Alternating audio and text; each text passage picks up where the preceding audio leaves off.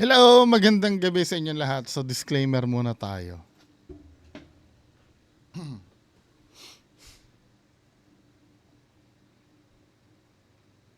Okay na?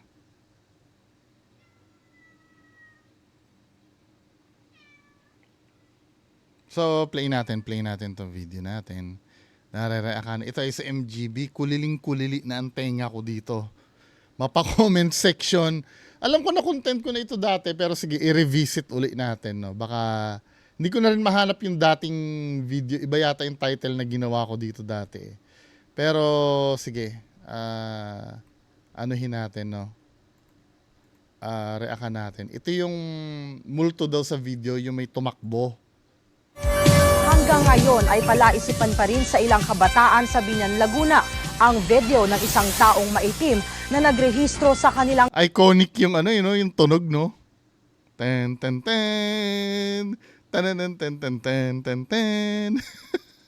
camera. Hindi nila kilala ang nasa video at lalong hindi nila nakita ito noong araw na sila ay kinukunan habang masayang magkakasama. Sino o ano nga ba ang nasa video? Bandang Mayo 2003, bago lang. Pero bakit parang sobrang luma na yung yung video? Bago lang pala, 2003. noong nakaraang taon ay nagkaroon ng So paligan 2004 yan, nakaraang taon eh.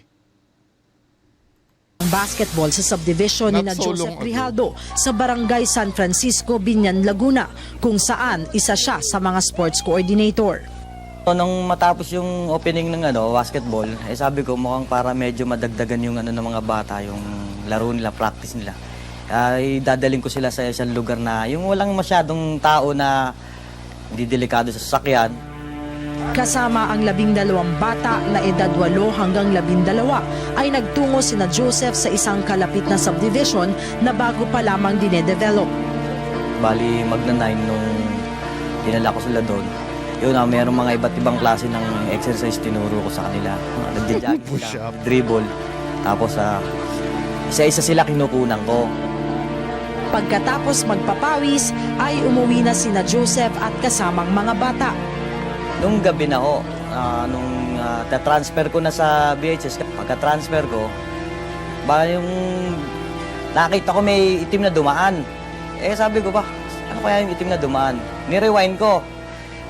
Yung player namin may slow-mo. Nung pinlay ko na ulit, nung pag-slow-mo, nagulat ako mayroong batang dumaan o basta nakaitim siya. So you have to understand na nung time na to ay hindi pa uso yung digital manipulation, no? Walang AI, walang cellphone na ganito kasi yung yung technology dati noon eh. Nung araw, mga malulupit lang ang nakaka-afford ng cellphone. Ngayon, lahat ng tao ay may cellphone na. Then, nung araw, yung pag-video, mga big time lang ang nakakagawa niyan. Ngayon, lahat ng tao may video na. 'Di ba? Nung araw, kailangan mo talaga ng knowledge para makapag-edit ng video. Kasi ilalagay pa sa PC yan dati, 'di ba? Bago mo mamanipula. Ngayon, madali na handheld. Pero ito nung time na to, at hindi tape ang gamit nito, tama, 'di ba? VHS eh. Tsaka yung sa camcorder, tape yan eh. So medyo mahirap nga naman 'yon na unless sa bagay hindi pa laganap ang digital camera dati noon, hindi pa gumagamit ng memory card yung mga camera noon eh. Talagang tape eh. Kaya talagang madugo kung meron ng editing dati noon. Kaya lang ang mga gumagawa noon yung katulad ng nasa mga TV station, mga professionals. Hindi pa sila gumagawa ng editing na yung home-based. Meron man mga nag-e-edit ng video sa bahay noon. Mga talagang aral yun. 'Di ba? Yun muna ang gusto nating ipaunawa nung time na to, tape pa yung gamit. 'Di ba? Sigurado si Joseph nang umagang kinukunan niya ng video ang mga bata habang nagja-jogging o nagdi-dribble ay walang ibang tao sa lugar. Kasi ako ang style ko po ng pagkukuha ng video, Pag may kakaiba ako nakita, tinututukan ko talagang sinusundan ko. Kahit mga ano. Yun talagang doon lang ako nakapokus. Tignan ko lang sila isa-isa ganon. Wala akong nakita na isa man dumaan na ano. Upang makatiyak, kinaumagahan ay tinawag lahat ni Joseph ang mga batang kasama sa katabing subdivision at pinapanood sa mga ito ang video. Halos tayuan ng balahibo ang mga bata nang makita ang video ng taong maitim. Nakita namin parang kinilabutan kami lahat. So, siguro po multo. Kasi noong umpisa po, madaming beses na po kami nagja-jogging doon. Pero wala po kami dalang bola. So sa tingin po namin nabulabog yun kasi nag-ingay po kami. Sigurado rin Wala rin pating anino, no? nila ay walang ibang tao sa nasabing lugar na mga oras na yun. Tulad ni Brian James Arevalo, na sa nakunang video ay isa sa 3 batang nagja-jogging. Kasi ito may anino no? Mukhang mahirapan tayo i-debunk Ito si Kuya may anino. Ngayon, yung tingnan nga natin yung tatakbo. Nung umaga na yun, wala po Walang anino no? ako nakita. Kahit sa malapit o sa malayo po, wala po kami makita. Walang anino yung tumatakbo Ang iba naman ay nagpapahinga pero nakatingin sa mga nagja-jogging. Yung pinapanood ko po sila, wala naman po ako nakita. Yung pinanood po namin dito, bigla lang po kami nagulat na may biglang lumabas na na babae doon. Kami rin, tapos po lalaki pa kami. Babae ba yun? Namin agad lang. Ayon pa sa mga bata, bago pa man nila Ayan Ito yung nakakapagtaka dito Walang anino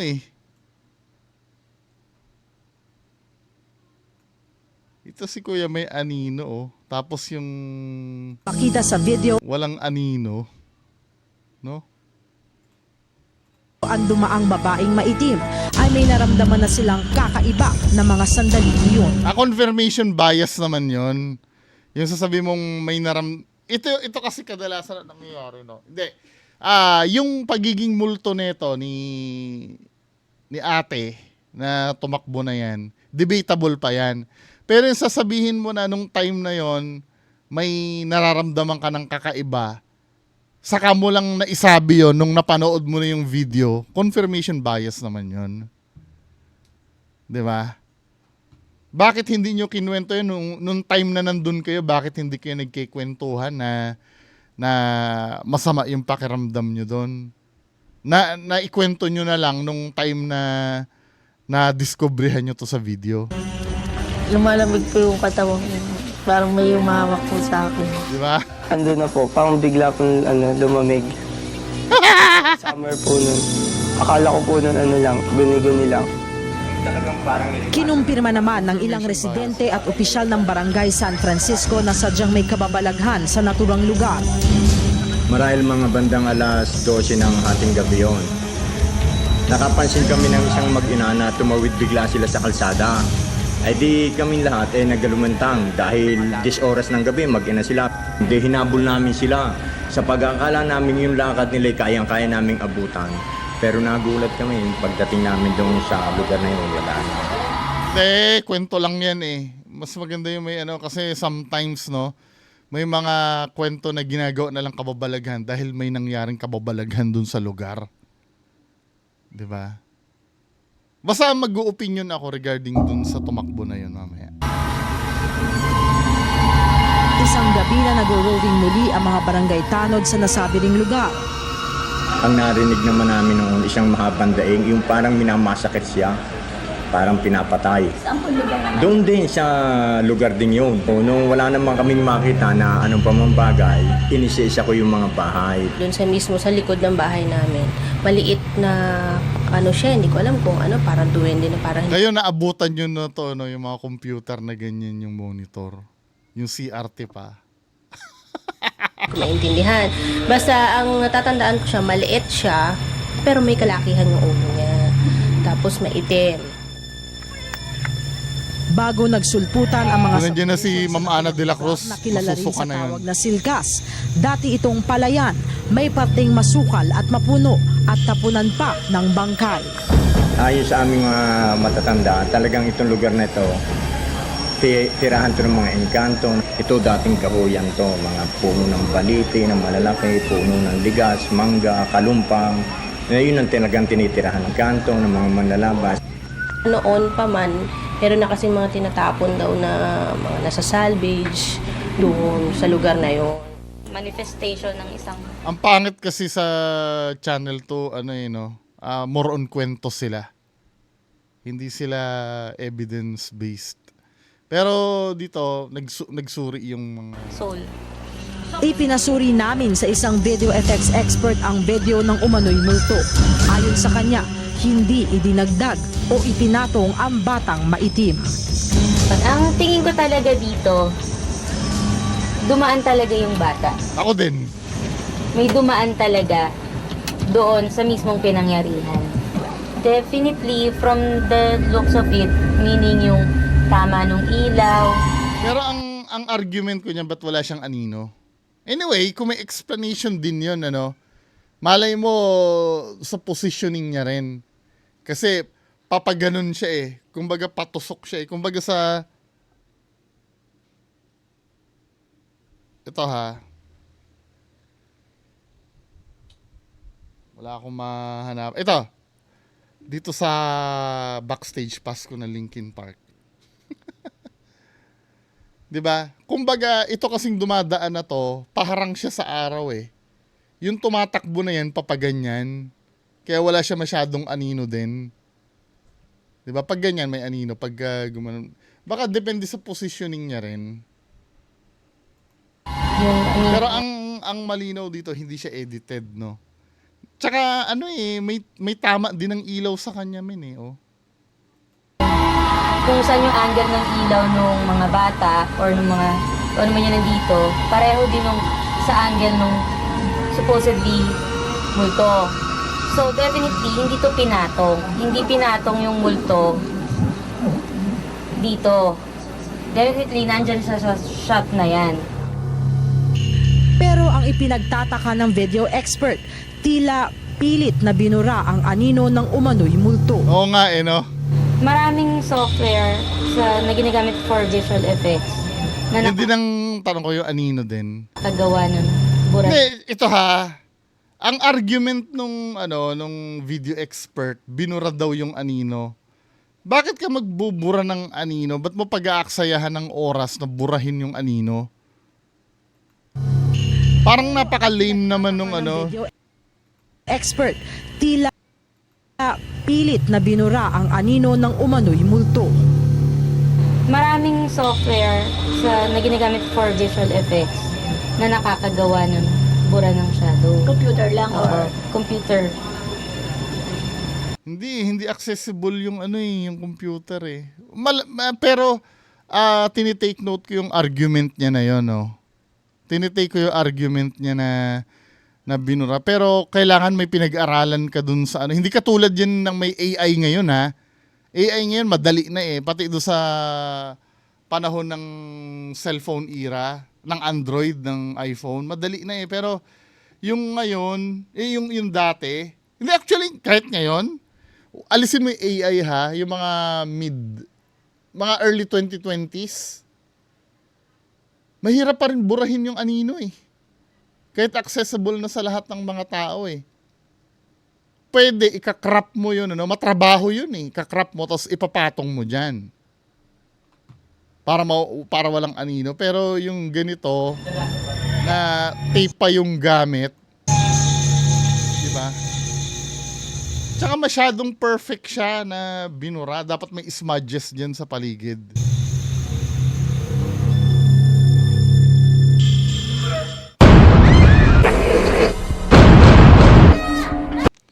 So, yun na yun, Ako, mag-opinion naman ako. Ako, 50-50 ako dito eh. Ang, sa akin dito, yung walang anino lang talaga. Medyo, ako doon, amazed ako doon. Kasi kung makikita mo dito, lahat ng subject na nandyan sa video, may anino sila. Di ba? Ito may anino. Then, Multo. Ayon sa kanya, hindi nung yan na yung tatakbo, walang anino. Yun lang naman ang problem ko dito. Walang anino. Oh, just in case na sakali, no? Sakali na may explanation yan na due to, katulad ng theory ko kanina, due to positioning. 'Di ba? Due to positioning, kaya wala siyang anino na kinast. 'Di ba? Paano naman nagkaroon ng bata diyan? Madali lang naman na ano yan palusutin Kasi ganito yan. Mga kababayan ko kasi, pag tayo kasi ay naging concentrate tayo sa ating ginagawa, hindi mo na mapapansin yung mga nasa paligid na yan.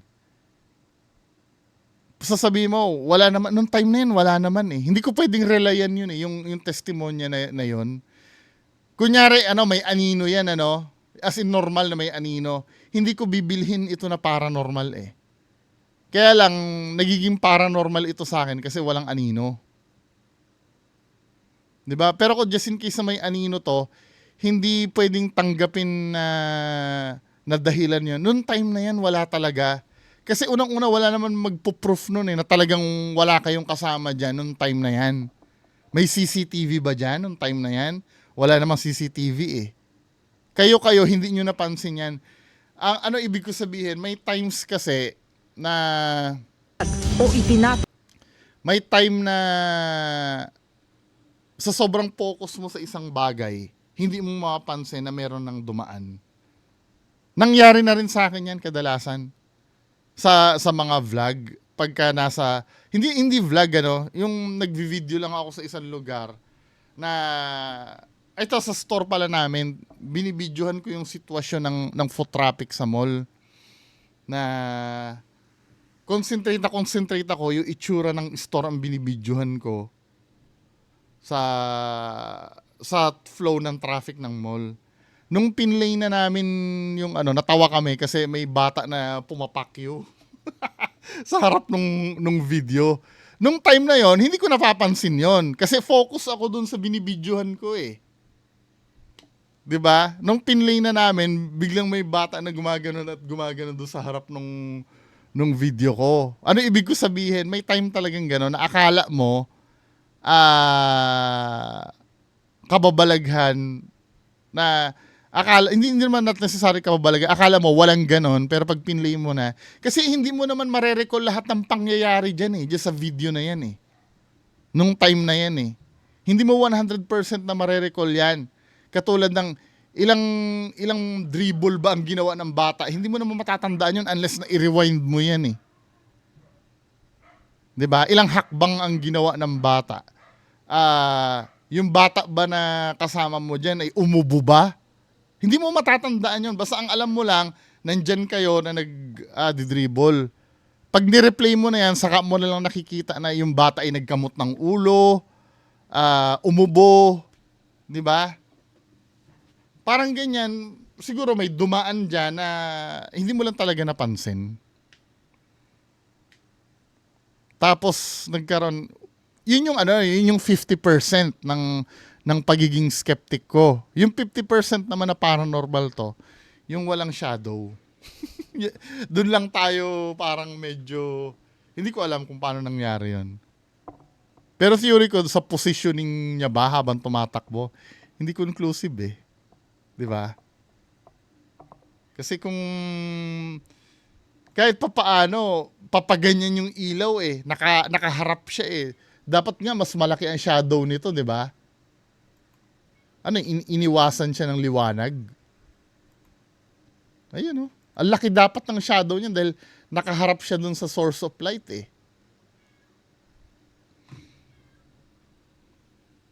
Maliban na lang ang pinaka last resort na ito ay magiging peke. Maliban na lang yung nag-submit ng video na yan ay dating nag-e-edit ng video sa pelikula. Yon.